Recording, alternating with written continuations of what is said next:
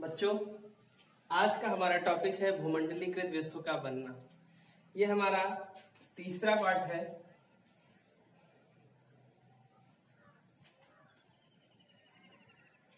इतिहास 10th का। ठीक, ये जो चैप्टर है ये काफी लंबा चैप्टर है और बहुत महत्वपूर्ण जानकारियां हमें इससे प्राप्त होंगी। तो सबसे पहले हम इसका परिचय प्राप्त करेंगे कि भूमंडलीकृत विश्व का बनना जो टॉपिक है उसका मतलब क्या होता है, यानी इसका सामान्य सा परिचय क्या होगा। परिचय तो अगर शब्द पर ध्यान दिया जाए तो क्या है, भूमंडलीकृत विश्व का बनना। ठीक, इस शब्द से यह मतलब निकलता है कि जो वर्ल्ड है यानी जो विश्व है वर्तमान में, यह एक हुआ।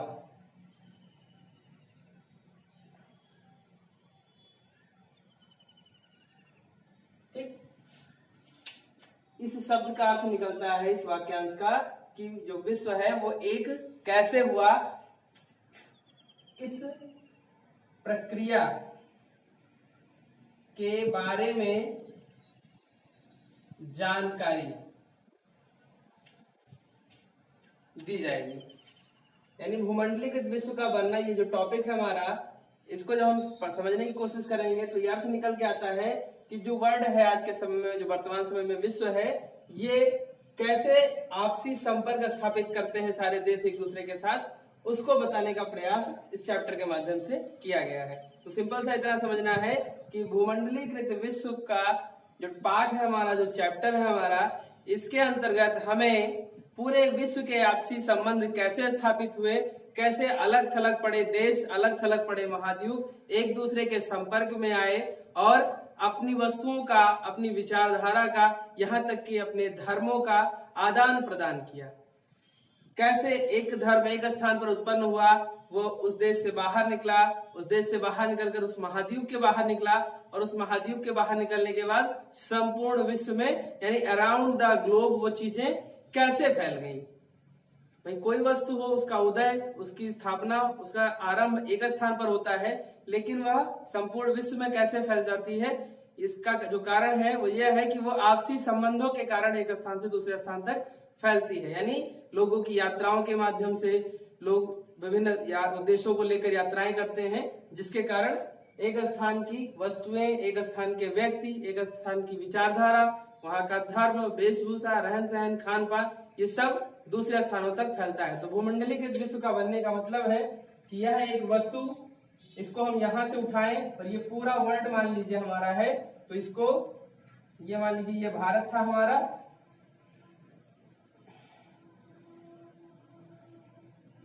ठीक ऐसे। तो ये वस्तु यहां से उठाएं और इसको हम यहां ऐसे करके हर जगह फैला दें, तो ये क्या होगा, ये वस्तु जो हो गई वो हमारी वैश्विक हो गई। वैश्विक हो गई, पहले कहाँ थी, हमारे देश में थी, लेकिन अब कहाँ है, पूरे विश्व में हो गई। तो ये वस्तु कैसे, जब ये मान लीजिए एक धर्म था, मान लीजिए एक धर्म था, वह धर्म भारत में उत्पन्न हुआ और भारत में उत्पन्न होने के बाद पूरे विश्व में फैल गया। तो कैसे फैला, इसका कारण देखेंगे हम लोग। ठीक, तो इस परिचय के अंतर्गत हमें यही जानकारी प्राप्त करनी है कि कैसे एक स्थान की वस्तु, एक स्थान का धर्म, एक स्थान की जो भी प्रक्रिया है, चाहे वो वैचारिक संबंध रहे हो, चाहे व्यापारिक संबंध रहे हो, चाहे आर्थिक क्रियाएं रही हो, ये सारी कैसे एक दूसरे के संपर्क में आई और कैसे एक दूसरे को प्रभावित करके सहयोग की भावना को विकसित करने का काम किया। ठीक, कैसे आपसी सहयोग बढ़ा, इसी को हम लोग देख रहे हैं। चलिए,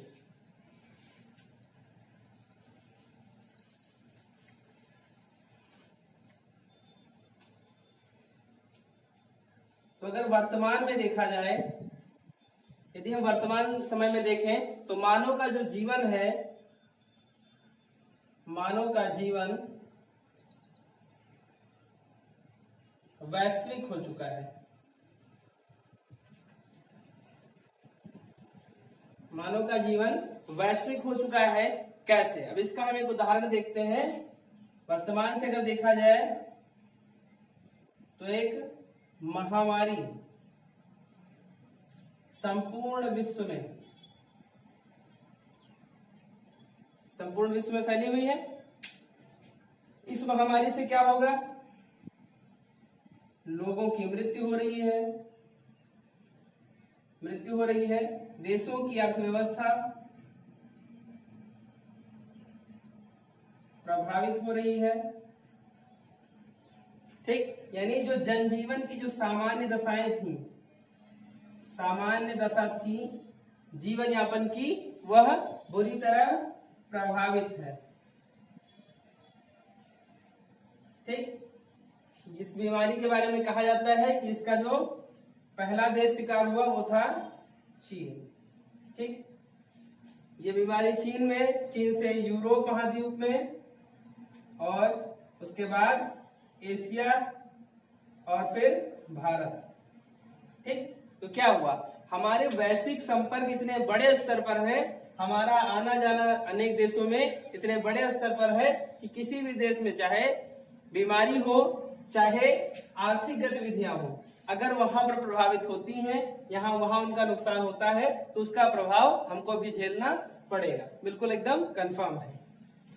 ठीक, तो यही होता है, एक वैश्वीकरण की प्रक्रिया यही होती है, और इसी को कहते हैं कि वर्तमान में मानव का जो जीवन है वो वैश्विक हो चुका है, क्योंकि दुनिया के किसी भी कोने में घटने वाली घटना अप्रत्यक्ष या प्रत्यक्ष रूप से मानव को जरूर प्रभावित करती है, वो किसी भी देश, किसी भी द्वीप में क्यों ना रहता हो। ठीक है, तो यहाँ एक चीज समझ में आएगी कि जो विश्व है, विश्व में सभी लोग एक दूसरे से आपस में जुड़े हुए हैं। एक स्थान पर घटने वाली घटना वो प्रत्यक्ष या अप्रत्यक्ष रूप से पूरे विश्व को प्रभावित करती है, और ये जो प्रभावित करने की प्रक्रिया है, ये जो संपर्क है, वो कैसे आरंभ हुआ, हम लोग इसको यहाँ पर देख रहे हैं।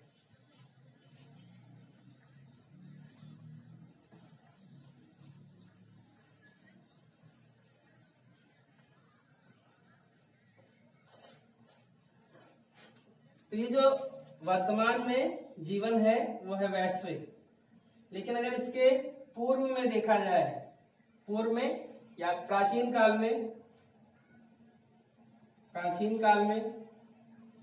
तो प्राचीन काल में हम पाते हैं कि सिंधु घाटी जैसी सभ्यता,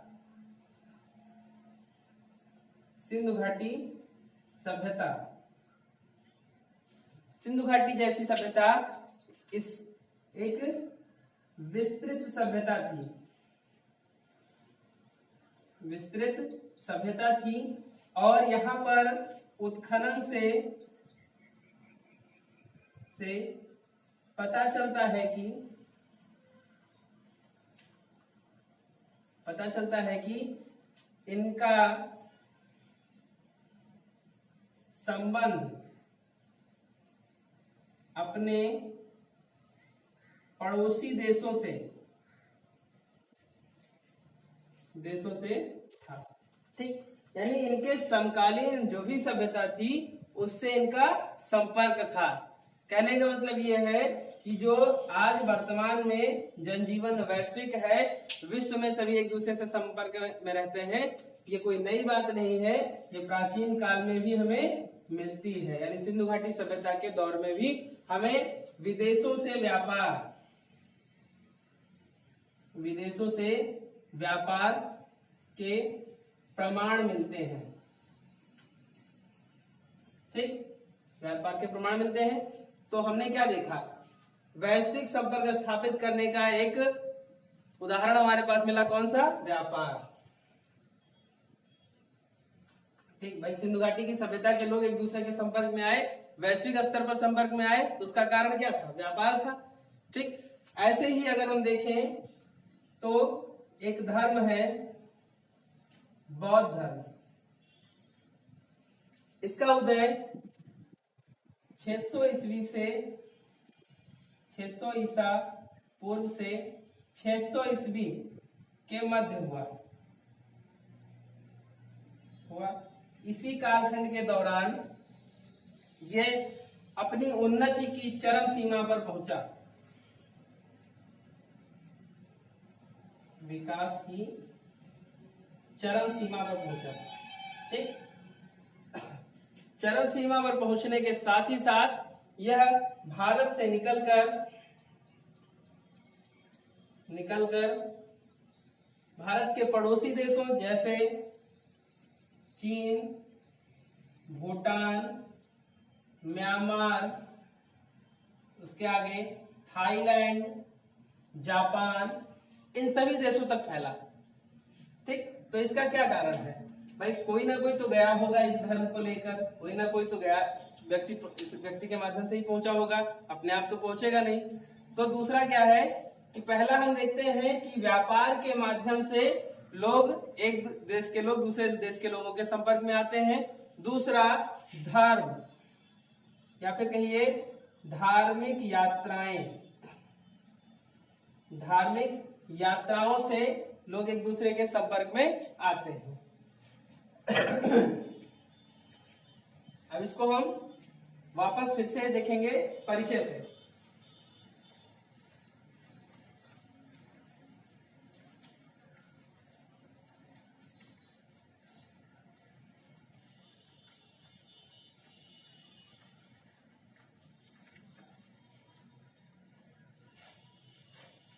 हमने देखा कि जो वैश्विक जीवन स्थापित होता है, जो वैश्विक संबंध स्थापित होते हैं, उसमें हमें दो महत्वपूर्ण कारक मिले, व्यापार और दूसरा धर्म।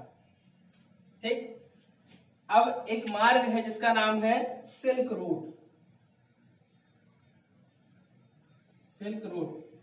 आप जब इस पूरे वीडियो को देख लेंगे, कम से कम 2 बार देखेंगे, तब चीजें आपके समझ में आ जाएंगी, बिल्कुल क्लियर हो जाएंगी।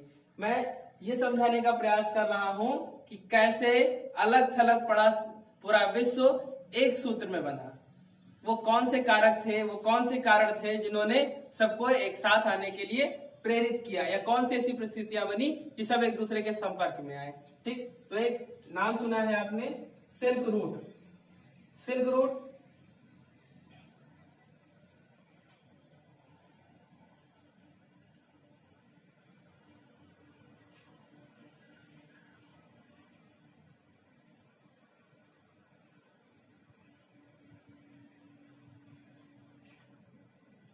ठीक, अगर देखा जाए तो ये दक्षिण अफ्रीका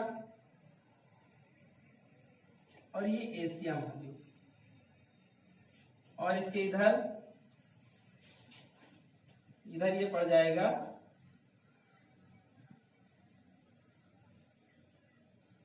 यूरोप, और ये अमेरिका। होता क्या है कि ये जो क्षेत्र है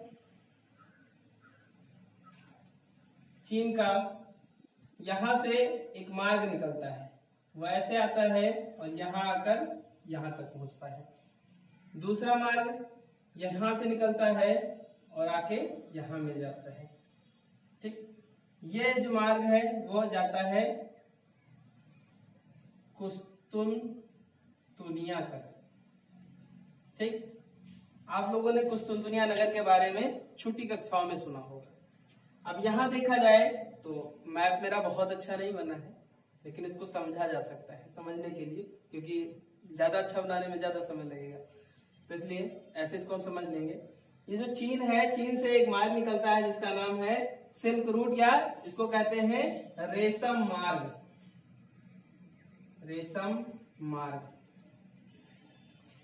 रेशम मार्ग का मतलब यह है कि जिस मार्ग से रेशम का व्यापार होता था, ना कि रेशम से बना हुआ मार्ग। तो ये चीन से रेशम जो है वो आता है कुस्तुनतुनिया तक। उच्च कोटि का है, इसलिए इसकी मांग भी ज्यादा है। दूसरे, भारत भी सिल्क रूट के माध्यम से भारत के व्यापारी भी कुस्तुनतुनिया तक आते हैं। दूसरे, इधर यूरोप महाद्वीप के व्यापारी जो हैं वो भी कुस्तुनतुनिया तक आते हैं। कुस्तुनतुनिया एक तरह से व्यापार का केंद्र बन चुका है। ठीक, व्यापार का केंद्र 1453 ईस्वी तक रहा है। प्राचीन काल से लेकर के, अगर ईसा पूर्व 600 शताब्दी देखा जाता है, उससे लेकर के 1453 में यहां तक की कुस्तुनतुनिया जो है व्यापार का केंद्र रहा है। अब यहाँ होता क्या है कि यहाँ से आने वाली वस्तुएं कुस्तुनतुनिया पहुंचती हैं, यूरोप से आने वाली वस्तुएं यहाँ पहुंचती हैं। इन रास्तों से रेशम, मसाले, दास आदि लाए जाते हैं यहाँ पर, और ला करके यहाँ बेच दिया जाता है। खरीदने वाला कौन? यूरोपीय व्यापारी आकर उनकी खरीदारी करते हैं और इनके बदले में इनको काफी हद तक स्वर्ण मुद्राएं दे जाते हैं, मुद्राएं दे जाते हैं। तो इसी समय प्राचीन काल में एक विचारक हुए हैं, एक इतिहासकार हुए हैं, प्लिनी।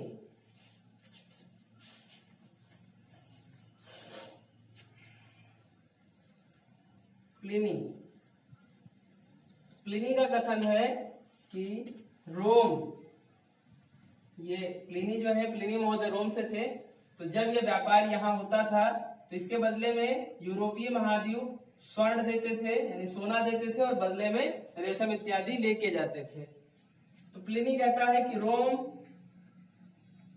एशिया के साथ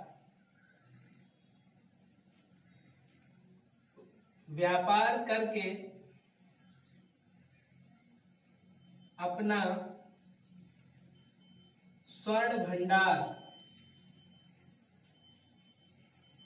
लुटा रहा है। ठीक, जैसे अभी मान लीजिए भारत का प्रधानमंत्री कहीं जाके कोई समझौता करके आए, तो उस पर जरूरी नहीं है कि पूरे देश की जनता एकमत रहे। कुछ लोग उनमें कमियां निकालेंगे, कुछ उसकी तारीफ करेंगे, कुछ अच्छाइयां बताएंगे। तो ऐसी चीजें होती हैं हमेशा। तो एक इतिहासकार है उस समय प्लिनी। प्लिनी कहता है रोम, यानी जो यूरोप महाद्वीप है, यूरोप में महाद्वीप में उसमें जो धर्म का केंद्र था, जो पोप का निवास स्थान था, वो था इटली का रोम शहर। इटली का जो रोम शहर है वो पोप का निवास स्थान था। तो इस पूरे यूरोप में सबसे महत्वपूर्ण स्थान माना जाता था रोम। यानी अगर ये बात कह दी जाए कि रोम जो है अपना भंडार लुटा रहा है, इसका मतलब पूरा यूरोप लुटा रहा है अप्रत्यक्ष रूप से। जैसे कह दिया जाए, चीन के द्वारा कहा जाए कि दिल्ली तो हमारे कब्जे में है, तो इसका मतलब क्या है? कहीं ना कहीं भारत पर अप्रत्यक्ष रूप से उनका कब्जा माना जाएगा। जैसे कोई शासक आता था तो राजधानी पर कब्जा करता था, क्यों? क्योंकि राजधानी पर कब्जा करते ही शासक समाप्त, और शासक समाप्त तो पूरा देश ऑटोमेटिक हमारे नियंत्रण में आ जाएगा। ठीक ऐसे ही प्लिनी ने कहा कि रोम, यानी ये जो इटली का शहर है रोम, जो पोप का निवास स्थान है, पूरे यूरोप में धर्म का सबसे बड़ा केंद्र है और सबसे महत्वपूर्ण स्थल है।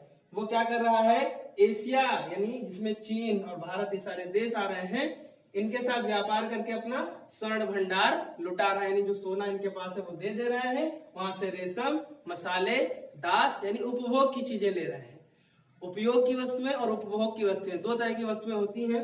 उपयोग की वस्तुएं वो वस्तुएं हैं जिनके बिना हमारा गुजारा मुश्किल हो, लेकिन उपभोग की वस्तुएं वो होती हैं जिनके बिना हमारा गुजारा हो सकता है, सिर्फ हम अपने ऐश आराम के लिए उसको खरीदते हैं।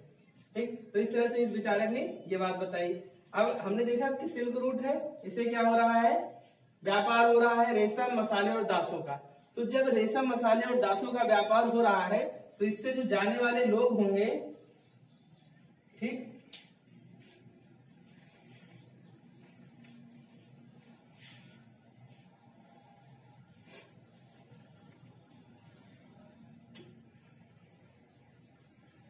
लोग जो होंगे तो वो जब जाते होंगे तो किसी ना किसी धर्म से संबंधित होंगे, धर्म से संबंधित होंगे। उनकी अपनी पोशाक होगी, पोशाक या फिर कह लीजिए वेशभूषा। पोशाक ही कहिए, वेशभूषा में आप कंफ्यूज रहेंगे, दो चीजें मत पढ़िए, एक ही रखिए। धर्म, पोशाक और भोजन भी होगा, कुछ खाने वाने पीने की चीजें भी होंगी, क्योंकि अगर हम 100 किलोमीटर 500 किलोमीटर की यात्रा करते हैं तो हमेशा पूरी तरह से डिपेंड नहीं रहते हैं कि हम रास्ते में सारी चीजें मिलेंगी, कुछ चीजें साथ में भी लेके चलते हैं। और तो हो सकता है कि वो साथ में लेकर चली गई चीजें हमारे साथ बची रहें, लास्ट वाले स्टॉप पे जब हम पहुंचे तब भी वो हमारे साथ रहें। और ऐसा भी हो सकता है कि यहाँ की जो वस्तु हम लेके निकले हैं वो हो सकता है वहां पर होती ही ना हो, तो ऐसे में उसका महत्व बढ़ जाता है, लोग उसको ज्यादा पसंद कर सकते हैं। ठीक, तो एक एग्जांपल के तौर पे मान लीजिए मैगी। मैगी मैगी क्या है? एक खाने वाला पदार्थ है। मैगी काफी लोग सुनेंगे, अच्छा लगेगा मैगी सुनने में भी और खाने में भी, कुछ का फेवरेट होता है, वो बात अपनी जगह पे है। लेकिन यहाँ पर हमें मैगी को पढ़ना है इसमें, इसलिए हम मैगी का इस्तेमाल कर रहे हैं। मैगी शब्द का इस्तेमाल कर रहे हैं, मैगी का इस्तेमाल नहीं कर। तो मैगी का इस्तेमाल कर रहे हैं, सॉरी मैगी शब्द का। मान लीजिए एक व्यक्ति है,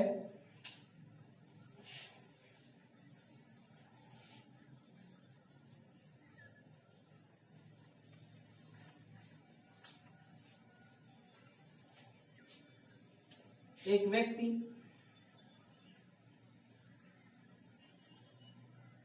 चीन से निकला।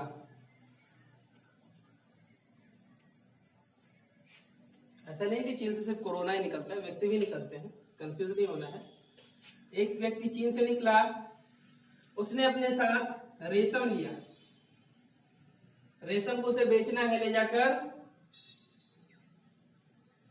व्यापारी को, लेकिन रास्ते में उसको भूख लगेगी, उसके लिए उसने क्या किया? मैगी ले लिया। मैगी, अभी आगे आप देखेंगे आपको एक नाम मिलेगा स्पैघेटी। स्पैघेटी नाम जो मिलेगा, यही जो आधुनिक नूडल्स है, मैगी वगैरह जो है, इसी का नाम है। और एक चीज सबसे महत्वपूर्ण, जो नूडल्स है, जो मैगी है, यह यूरोप महाद्वीप की नहीं बल्कि चीन की देन है। चीन की देन है, यानी जो मैगी आज आधुनिक समय में बहुत प्रसिद्ध है, जो नूडल्स हैं 2 मिनट्स वाले, वो सब ज्यादातर चीन में बने। ये मैगी भी चीन में बनी और चीन के से निकलकर भारतीय महाद्वीप, भारतीय उपमहाद्वीप, और उसके बाद वो संपूर्ण यूरोप महाद्वीप में फैली। ठीक, एक व्यापारी निकला, उसने खाने के लिए मैगी रखी अपने साथ, यह है।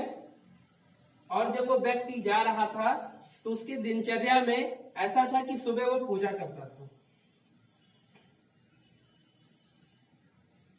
ठीक, मानना है कि मान लो एक व्यक्ति चीन से निकलता है, रेशम का व्यापारी है, लेकर जा रहा है दूसरे व्यापारी को बेचने के लिए, तो उसको रास्ते में खाने के लिए कुछ सामान लेके जाना पड़ेगा।